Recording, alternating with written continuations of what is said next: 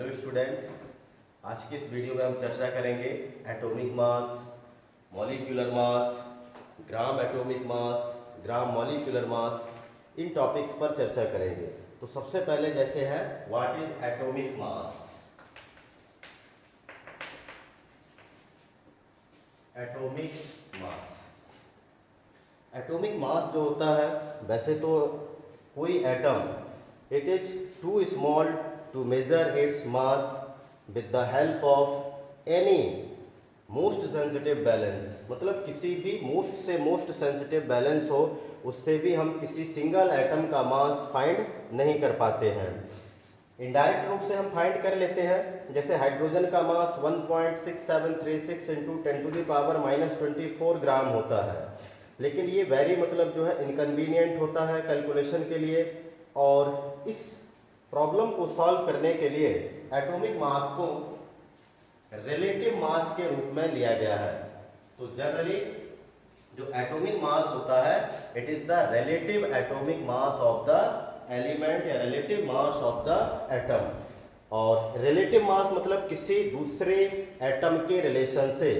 तो with respect to the mass of an atom of standard substance, standard substance के रूप में, जैसे पहले तो ऑक्सीजन को कंसीडर किया गया था। ऑक्सीजन को हम एज ए रेफरेंस एटम या स्टैंडर्ड एटम के रूप में लेते थे, लेकिन बाद में देखा कि ऑक्सीजन जो है ज़्यादा कन्वीनियंट नहीं है, और इसके बाद फिर धीरे धीरे वो चेंज करके कार्बन को लिया गया कि कार्बन को एक स्टैंडर्ड सब्सटेंस माना गया, और कार्बन के कंपैरिजन वो हाइड्रोजन के हाइड्रोजन के कंपैरिजन में सभी एटम्स के मास को हम फाइंड करते थे। लेकिन बाद में और देखा गया कि हाइड्रोजन भी ज़्यादा कन्वीनियंट नहीं है, इसलिए फिर लास्ट में अभी कार्बन को लिया गया है। कार्बन को एज ए हम रेफरेंस एटम या रेफरेंस एलिमेंट या स्टैंडर्ड एलिमेंट के रूप में लेते हैं, और कार्बन के मास को हम कंपेयर करते हैं with the mass of other elements, with the mass of other atoms of element, और इस तरह से जो मास फाइंड किया जाता है उसको रिलेटिव एटॉमिक मास बोलते हैं। तो एटॉमिक मास जो होता है, तो एटॉमिक मास जैसे the average relative mass of an atom of an element as compare to the mass of an atom of carbon 12। जैसे आप मार्केट में जाते हैं, मार्केट में यदि आपको कोई सामान जैसे चीनी खरीदना है, तो चीनी के लिए हम क्या करते हैं, एक साइड में दुकानदार स्टैंडर्ड वेट रखता है, एक साइड आपका चीनी। आप यदि वहीं से आटा ले रहे हैं तो आटा को भी सेम तरीके से स्टैंडर्ड वेट से ही मेजर करता है। कोई भी यदि आप वस्तु खरीद रहे हैं तो उसके लिए हमने स्टैंडर्ड वेट बनाया है। इसी तरह से एटम के मास को फाइंड करने के लिए एज ए स्टैंडर्ड वेट या स्टैंडर्ड सब्सटेंस के रूप में कार्बन 12 को लिया गया है। कार्बन 12 मतलब जो कार्बन 12 होता है, इसमें 12 एटॉमिक मास यूनिट होता है। इसके मतलब एक मोल एटम में, एक मोल कार्बन में हम यदि टोटल यदि मास देखेंगे तो 12 एटॉमिक मास यूनिट के इक्वल होता है, और इसको हमने एग्जैक्ट होता है 12, इसलिए इसको स्टैंडर्ड सब्सटेंस के रूप में लिया है। तो ये एवरेज रिलेटिव मास हम लेते हैं atom of an element as compare to the किसके कंपैरिजन से, mass of an atom of carbon 12। किसी का नहीं हमें एटॉमिक मास फाइंड करना है, it is equal to the mass of an atom, एक एटम का मास लेंगे upon 1/12 mass of the carbon atom, means carbon 12 लेंगे। अब 1 एटॉमिक मास यूनिट यदि देखा जाए, जैसे यदि हमको 1 एटॉमिक मास यूनिट फाइंड करना है, तो 1 एटॉमिक मास यूनिट हो जाएगा means the quantity of mass equal to 1/12 of the mass of an atom of carbon 12। जैसे 1 atomic mass unit is equal to mass of an atom, means एक atom का mass निकालेंगे, और 1/12 of carbon 12। तो ये 12 से 12 कैंसिल हो जाएगा, 1/1 is equal to 1 atomic mass unit के इक्वल हो जाएगा। तो इस तरह से एटॉमिक मास यूनिट। अब यदि हम किसी दूसरे एलिमेंट का मास फाइंड इससे करना चाहते हैं तो उसका मास अलग हो जाएगा। फॉर एग्जाम्पल हाइड्रोजन,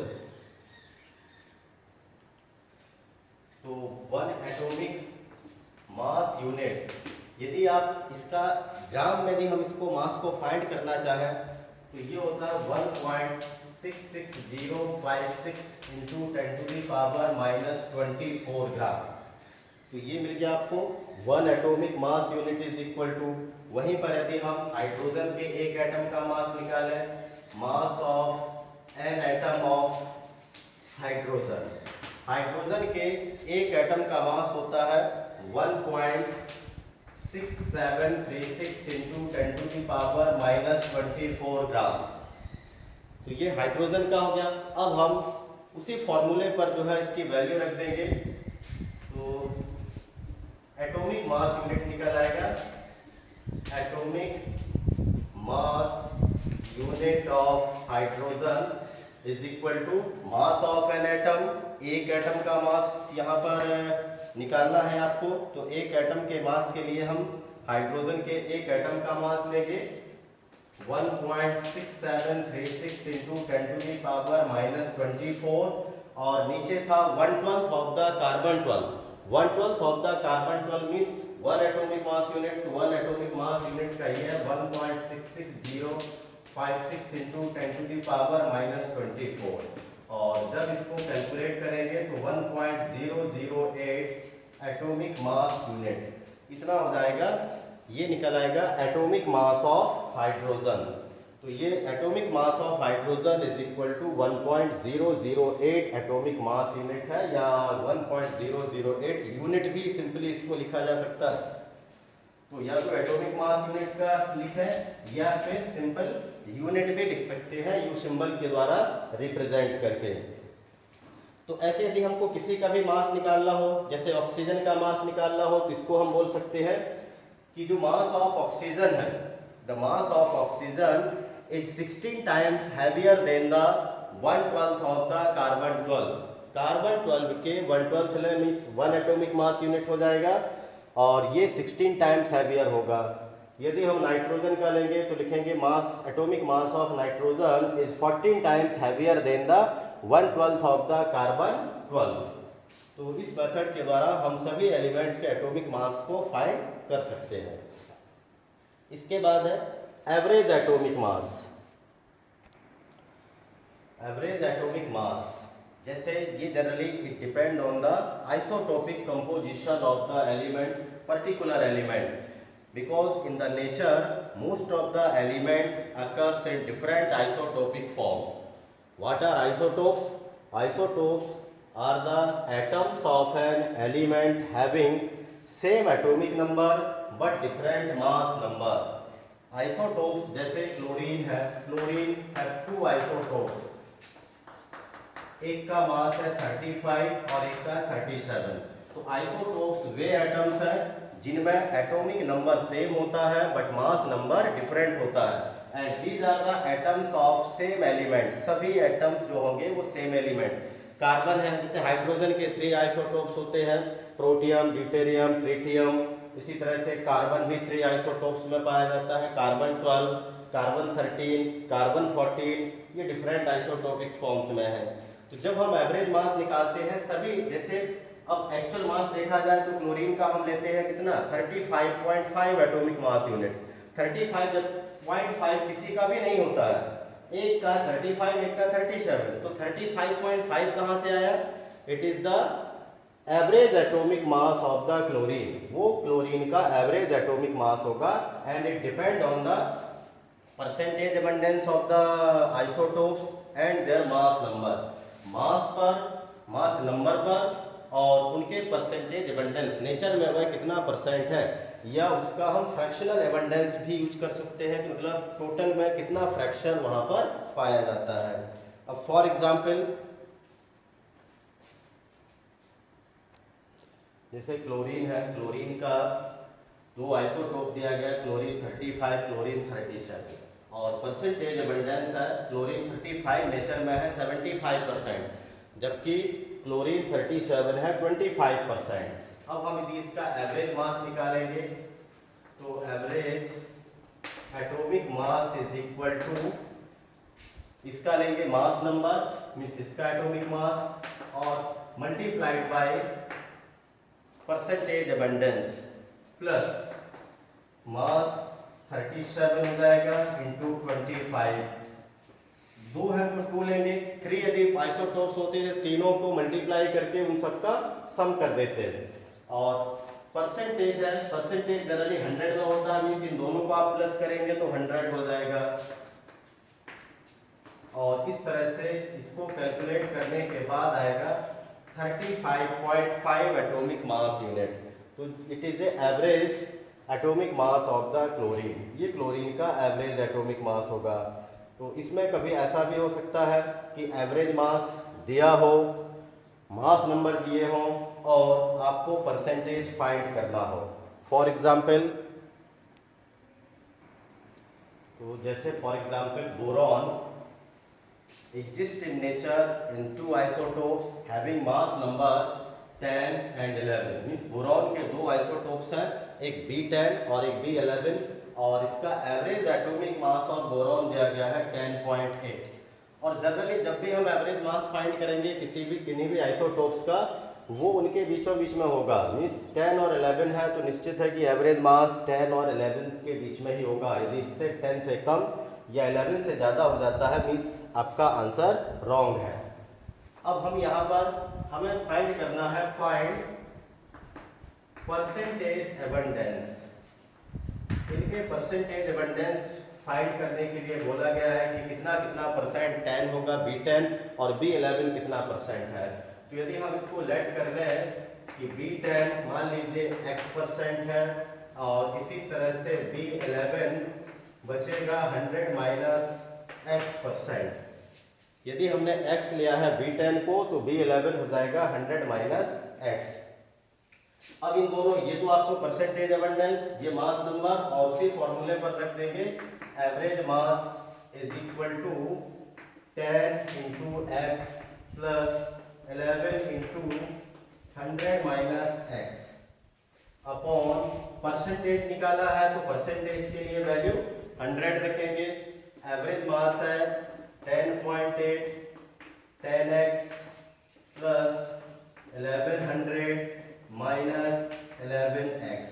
11x में से 10x घट जाएगा तो माइनस x बचेगा, और 100 इधर पर हम उसको मल्टीप्लाई कर देंगे, ये जो वैल्यू है, तो ये टोटल हो जाएगा 1080। Means x is equal to 1100 minus 1080 is equal to 20%।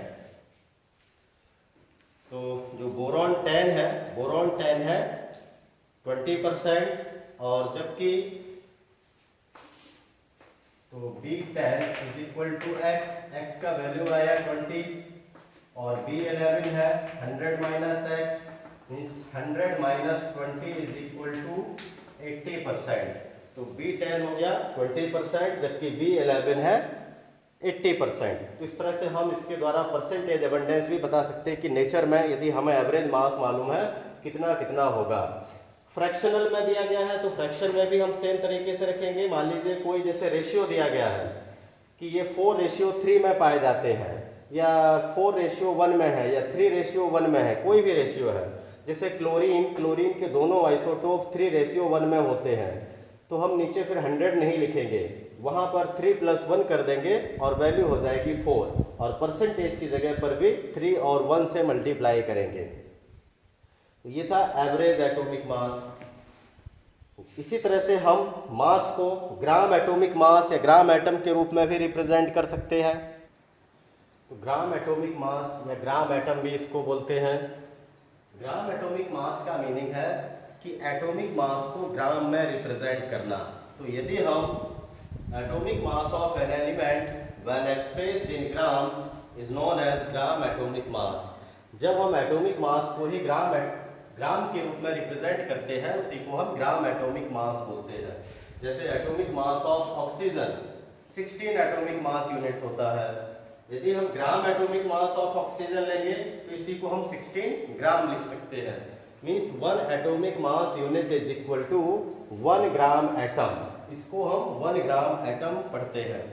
तो ये ग्राम एटम या सिंपली उसको ग्राम के द्वारा भी रिप्रेजेंट कर दिया जाता है, तो ये ग्राम एटॉमिक मास कहलाएगा। नेक्स्ट है मॉलिक्यूलर मास। मॉलिक्यूलर मास भी हम एक्चुअल में ये भी एक रिलेटिव मास ही है, ये भी एवरेज रिलेटिव मास लिया जाता है। एवरेज रिलेटिव मास के लिए हमें उसको भी किसके द्वारा कंपेयर करना पड़ेगा, कार्बन 12। क्योंकि मॉलिक्यूल का मास भी इनडायरेक्ट मेथड में बहुत ही स्मॉल होता है, इसको भी कैलकुलेट करना डिफिकल्ट है, इसलिए हम इसको भी रेफरेंस एलिमेंट जो लिया हुआ है स्टैंडर्ड एलिमेंट कार्बन 12 उसी से ही कंपेयर करेंगे।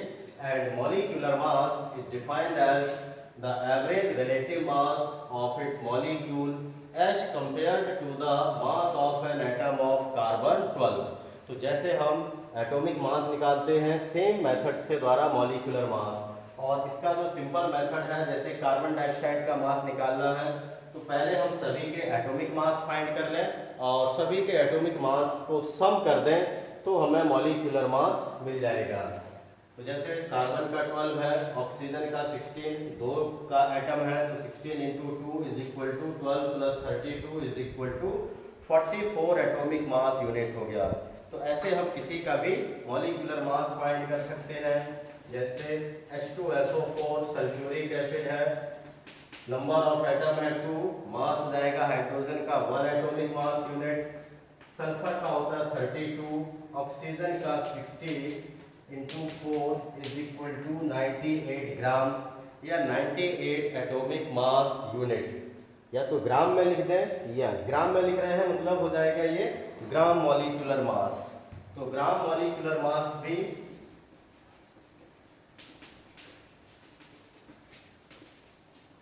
जब हम मॉलिक्यूलर मास को ग्राम में रिप्रेजेंट करेंगे that is called gram molecular मास।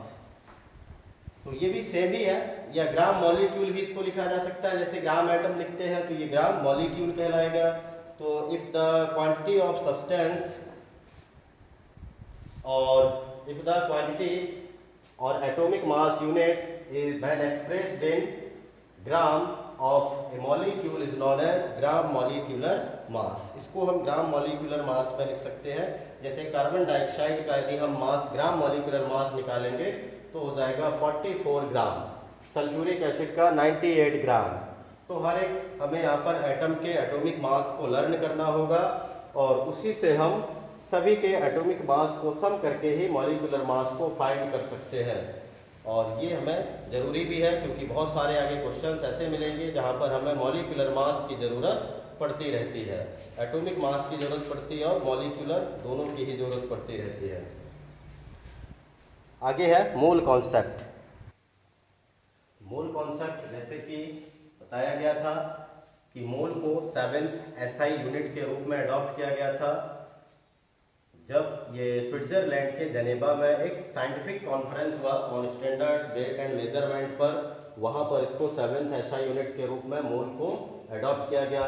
तो हम जैसे देखिए मूल जनरली क्या होता है, जैसे डजन है तो डजन में 12 होता है, 1 डजन में 12 होता है। जैसे अब आपसे पूछा जाए कि ये मैंगो कितने डजन है, हमारे पास 1 डजन, 2 डजन, 3 डजन इस तरह से हो सकते हैं, लेकिन वो 1 डजन इज इक्वल टू 12 होता है। अब यदि मान लीजिए कि एक मैंगो का मास 50 ग्राम है तो इसका मतलब है कि 1 डजन में जो 12 मैंगो होंगे और 12 का यदि मास निकाला जाएगा तो 12 इंटू 50 मीन्स 600 ग्राम हो जाएगा। अब वहीं पर यह भी हो सकता है कि यदि वो मैंगो का मास बढ़ जाए, 100 हो जाए, तो संख्या तो वही रहेगी लेकिन मास बढ़ जाएगा 100, 12 इंटू 100 इज इक्वल टू 1200 ग्राम। अब हम इसी तरह से मान लीजिए कि दूसरा सब्सटेंस ले लें, 1 डजन यदि हमने आंवला लिया, ये था मैंगो और यहीं पर हम 1 डजन आंवला ले रहे हैं, तो आंवला का हो सकता है कि वेट मान के चलिए ये भी संख्या तो 12 भी रहेगी और एक का वेट यदि 20 ग्राम तो 12 इंटू 20 240 ग्राम हो जाएगा। मीन्स मास तो चेंज हो रहा है अलग अलग सब्सटेंस में, लेकिन संख्या वही है, सब सेम है। इसी तरह से ग्रॉस जो है 1 gross is equal to 144 article होता है, और सेंचुरी है, सेंचुरी में हम 100 लेते हैं, 1 सेंचुरी, 2 सेंचुरी, 3 सेंचुरी है, मीन्स कितने 100 हो गए। इसी तरह से अब हम देखें कि नंबर ऑफ जो एटम्स होते हैं इनको डायरेक्ट काउंट करना बहुत ही मुश्किल है in comparison to their weight. उसके वेट यदि हम लेते हैं, उसको मेजर करते मास ले रहे हैं, तो मास फाइंड करना आसान है, लेकिन उनकी संख्या को काउंट करना डिफिकल्ट है, because the size of atom is too small, या साइज ऑफ एटम और molecule is too small to see with the net eyes और even with the strong powerful microscope. हम पावरफुल माइक्रोस्कोप से भी मतलब जो है एटम या मॉलिक्यूल को नहीं देख सकते हैं, इसीलिए उनको डायरेक्टली ऐसे काउंट करना बहुत ही मुश्किल होता है। तो इसको हम वेइंग के द्वारा लेकिन कैलकुलेट कर सकते हैं। तो इसी तरह से मोल जो है ये भी अमाउंट ऑफ सब्सटेंस को मेजर करने का एक मेथड है, और इसमें भी हम इसको भी कार्बन 12 से ही कंपेयर करते हैं कि कार्बन 12 में जितने पार्टिकल्स होते हैं, कार्बन 12 मतलब होता है 1 मोल के इक्वल। कार्बन का जो 12 ग्राम है, जो स्टैंडर्ड मास है, दैट इज इक्वल टू 1 मोल। अब 1 मोल में इस कार्बन 12 में जितने पार्टिकल होते हैं उतने वो होंगे 1 मोल के इक्वल। तो सभी जितने भी एलिमेंट्स होंगे जिनमें हम यदि 1 मोल लेते हैं तो also contain same number of particles that are present in carbon 12। तो इस तरह से यदि देखा जाए, mole is defined as mole is the amount of substance that contains the same number of particles, means atom भी हो सकते हैं, आयन भी हो सकते हैं, molecule, as the number of atom present in 12 gram of the carbon 12 isotope. हम जितने एटम कार्बन 12 में फाइंड करते हैं वही सेम नंबर ऑफ पार्टिकल्स 1 मोल के इक्वल होंगे। अब इसको फाइंड करने के लिए जैसे मास of an atom of carbon, carbon के एक एटम का मास है 1.992648 इंटू 10 टू द पावर -23 ग्राम।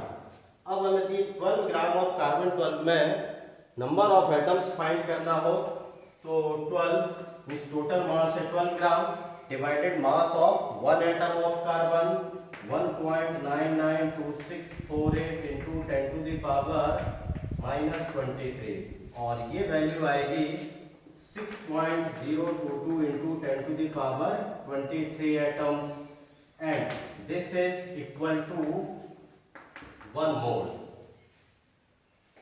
तो हमने फाइंड किया कि 12 ग्राम ऑफ कार्बन 12 में जो नंबर ऑफ एटम्स है उनकी वैल्यू है 6.022 into 10 to the power 23 atoms, इतनी संख्या आ रही है, और इसी को हम 1 मोल के इक्वल पढ़ते हैं। And this value given by Avogadro, therefore it is also known as Avogadro number, इसलिए हम इसको इसी वैल्यू को एवोगाड्रो नंबर के बराबर भी बोलते हैं।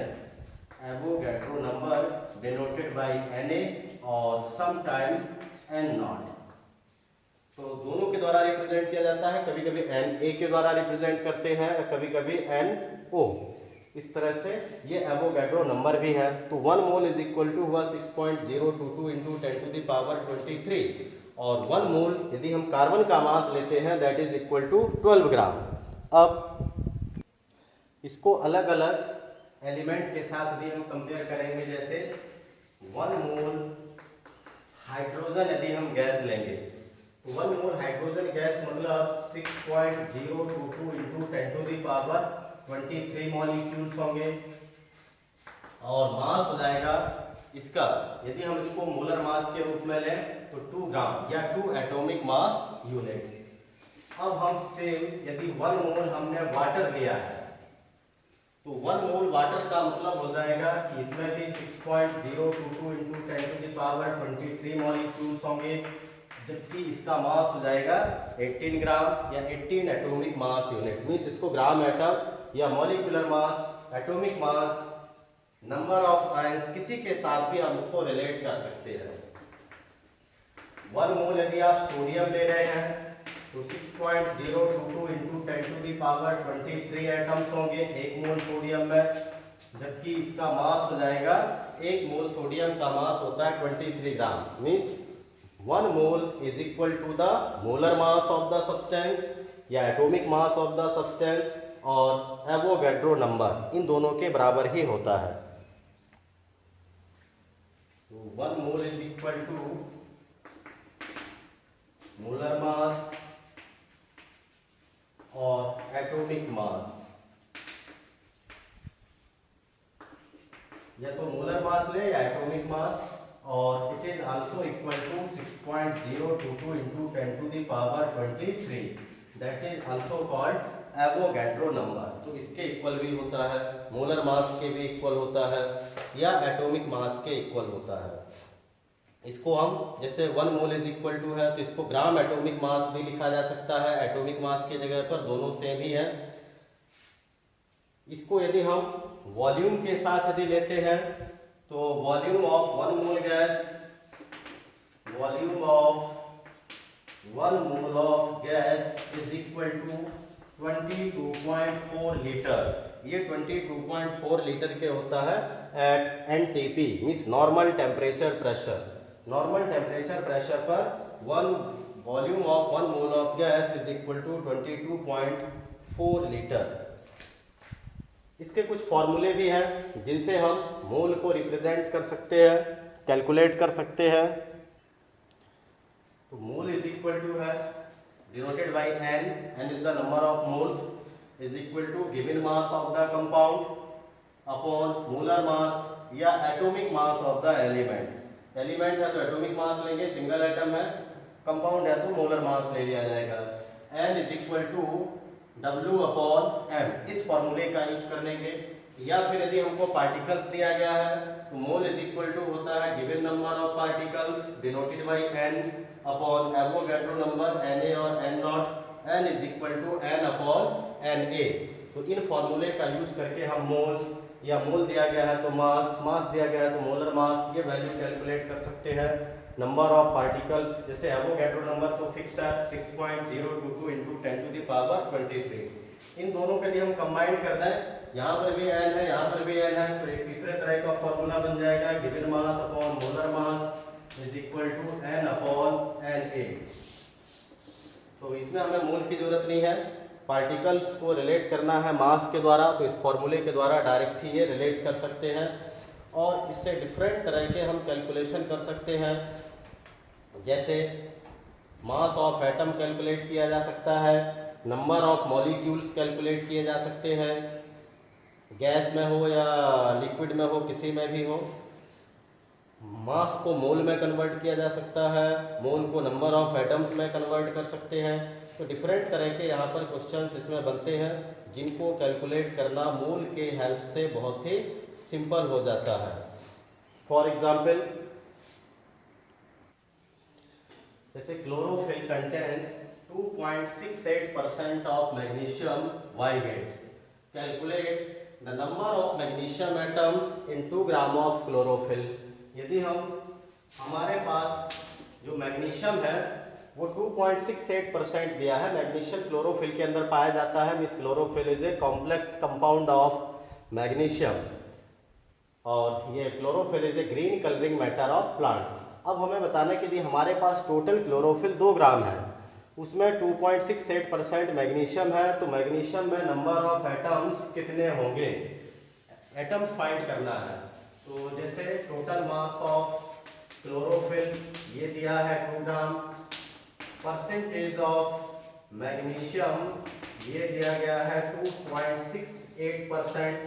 2.68% का मीनिंग है यदि हम टोटल मास 100 ग्राम लेते हैं क्लोरोफिल तो 100 में से होगा 2.68 ग्राम मैग्नीशियम होगा। लेकिन हमारे पास तो 100 ग्राम क्लोरोफिल नहीं है, हमारे पास है 2 ग्राम। तब हम मास निकालेंगे मैग्नीशियम का इज इक्वल टू 2 का 2.68% निकाल लें। टोटल मैग्नीशियम क्लोरोफिल का जो भी क्लोरोफिल आपको गिवन है उसका 2.68%, तो 2.68 डिवाइडेड बाय 100 और ये वैल्यू आ जाएगी 0.054 ग्राम। तो ये मिल गया हमको मास ऑफ मैग्नीशियम। अब हमें इसमें 0.054 ग्राम में नंबर ऑफ एटम्स कैलकुलेट करना है कि इतने ग्राम मैग्नीशियम में कितने एटम्स होंगे। आपने जैसे ये पढ़ा हुआ 1 मोल मैग्नीशियम इज इक्वल टू होगा 24 ग्राम और 24 और same 1 mole magnesium contain 6.022 into 10 to the power 23 atoms. एक मोल में मैग्नीशियम का 24 ग्राम होता है और 6.022 into 10 to the power 23। तो ये हमको वैल्यूज ऑलरेडी फाइंड पता होना चाहिए, सबके एटॉमिक मास और एवोगैड्रो नंबर। इसके आगे इसका मतलब ये हुआ कि 24 ग्राम में इतने पार्टिकल्स हैं। 24 gram magnesium contains 6.022 into 10 to the power 23 atoms. यदि हम 1 ग्राम यदि मैग्नीशियम में फाइंड करेंगे तो 6.022 into 10 to the power 23 divided by 24, ये हो जाएगा कि इसमें जो नंबर ऑफ पार्टिकल्स हैं 1 ग्राम में 6.022 into 10 to the power 23 को डिवाइड कर देंगे 24 से, तो हमें निकल जाएगा 1 ग्राम मैग्नीशियम में टोटल नंबर ऑफ पार्टिकल कितने होंगे। लेकिन हमारे पास जो गिवन मास है एक्चुअल में वो 0.054 ग्राम है मैग्नीशियम। देन 0.054 ग्राम मैग्नीशियम कंटेंस, इसको फाइंड करना है तो 6.022 into 10 to the power 23 divided by 24 multiplied by 0.054। 1 ग्राम का पहले फाइंड कर लेंगे, फिर उसको मल्टीप्लाई कर देंगे जितने ग्राम में भी फाइंड करना है। तो पहले 1 ग्राम, और इस तरह से जब हम total number of atoms find करेंगे 1.3 into 10 to the power 21 atoms, ये हमें मिलेंगे 0.05 ग्राम ऑफ मैग्नीशियम। तो इस तरह से हम कभी एटम पूछा सकता है, कभी मोल पूछ सकते हैं, कितना मास दिया गया है तो मोल कितना होगा, मोल दिया गया है तो एटम कितने हैं, मॉलिक्यूल कितने हैं, etc। इस तरह से डिफरेंट तरह के क्वेश्चंस यहाँ पर बनते रहते हैं। तो आज के इस वीडियो में इतना ही। Thank you, have a nice day.